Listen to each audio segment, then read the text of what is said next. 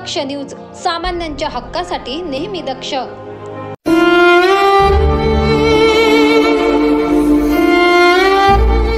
नगर जिल्ह्यातील प्रवरा नदीच्या पात्रात बुडालेल्यांच्या शोधासाठी गेलेले धुळ्यातील एसडीआरएफचे अधिकारी आणि 2 जवान यांचा बुडून मृत्यू झाल्याची दुःखद घटना घडली।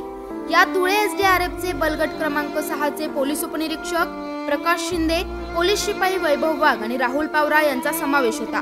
यातील प्रकाश शिंदे यांचा मृतदेह पुणे जिल्ह्यातील दौंड व त्यांच्या मूळ गावी पाठवण्यात आला, तर पोलीस शिपाई वैभव वाघ आणि पोलीस शिपाई राहुल पावरा यांचे मृतदेह धुळे येथील राज्य राखीव पोलीस बलगट क्रमांक 6 येथे आणण्यात आले होते।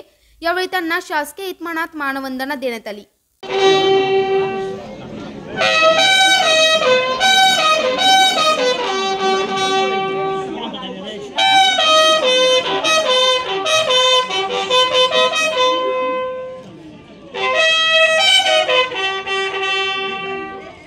या प्रसंगी दोन्ही कर्मचाऱ्यांचे कुटुंबीय आणि मित्रपरिवार मोठ्या संख्येने उपस्थित होता। दोन्हींचे मृतदेह राज्य राखीव पोलीस बलगट क्रमांक 6 येथे आणण्यात आल्यानंतर कुटुंबियांच्या आणि मित्रांच्या आक्रोशाने सर्व परिसरात हळहळ व्यक्त करण्यात येत होती।